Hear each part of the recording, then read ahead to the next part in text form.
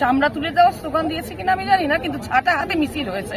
কারণ এই দিনহাটায় ভ্যাটাগুড়ি 1, 2 এবং মাতালহাটে যে সন্ত্রাস তারা করছে, রাতের অন্ধকারে তারা যে সন্ত্রাস করছে, তার বিরুদ্ধে তৃণমূলের মহিলারা ঝাঁটা হাতে মিছিল করেছে। যেখানেই এরকম হবে আমরা ঝেঁটিয়ে সব বিদায় করব, তার জন্য তৃণমূলের মহিলারা ঝাঁটা হাতে নাচ করবে।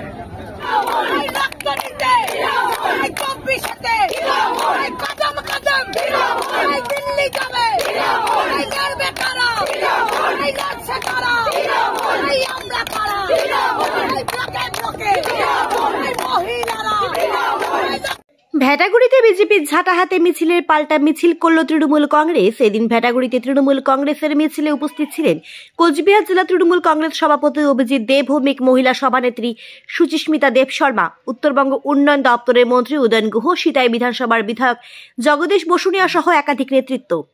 এদিন মিছিল থেকে ঝাঁটা হাতে কেন্দ্রীয় স্বরাষ্ট্র প্রতিমন্ত্রী নিশীথ প্রামাণিকের চামড়া তুলে নেওয়ার স্লোগান দেন মহিলা তৃণমূল কংগ্রেস কর্মীরা।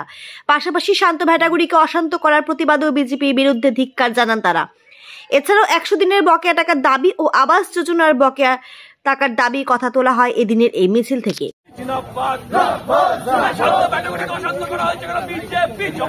নির্ধারিত কর্মসূচি আমাদের চলবে যতদিন না আমরা 100 দিনের টাকা কেন্দ্রের থেকে আদায় করতে পারছি, ততদিন আমাদের এই মিছিল চলবে। আমরা যেমন পুরুষরা নেমেছি, কিষাণ ক্ষেত মজদুর নেমেছে, INTTUC নেমেছে, তেমনি মহিলারাও ঝাঁটা হাতে নিয়ে রাস্তায় নেমেছে। কেন্দ্রীয় মন্ত্রীর বাড়ির সামনে আমরা আজকে মহিলাদের বিক্ষোভে সামিল হয়েছে। অন্যান্য দিন যেখানে যেখানে বিজেপির নেতারা যাবে, মন্ত্রীরা যাবে, সেখানেই আমাদের মহিলারা ঝাঁটা হাতে তাদের প্রতিরোধ করবে এবং যতক্ষণ পর্যন্ত না 100 দিনের টাকা আদায় হচ্ছে ততক্ষণ তাদের ঘেরাও করে রাখা হবে।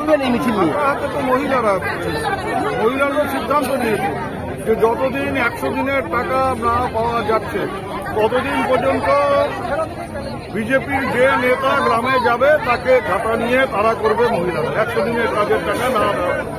তারই একটা স্যাম্পল আজকে দেখিয়ে দিল মহিলারা ভ্যাটাগুড়িতে মন্ত্রীর বাড়ির সামনে। তৈরি থাকুন, সতর্ক থাকুন। ওই 5-10টা লোক মহিলা নিয়ে সেদিনকে ঝাঁটা মিছিল করেছিল, আজকে যদি মানে 1/4 ইয়ে হয়ে থাকে, ঝাঁটা হাতে থাকে মহিলার, 500 ঝাঁটা অন্তত পক্ষে আছে। সেই ঝাঁটা বাড়ি খাওয়ার আগে টাকাটা মিটিয়ে দেওয়া ভালো হবে। কিছু কিছু মিডিয়া আছে তারা এসব বলে আনন্দ পায়, কিন্তু কোনো রকম অশান্তি নেই এবং যাতে অশান্তি না হয় তার জন্যই তো আমাদের মিছিল। আমরা তো এই বার্তাটাই দিলাম যে ভ্যাটাগুড়িতে যারা অশান্তি করতে চায় তাদের বিরুদ্ধে আমাদের এই মিছিল এবং আগামী দিনে আরো হবে।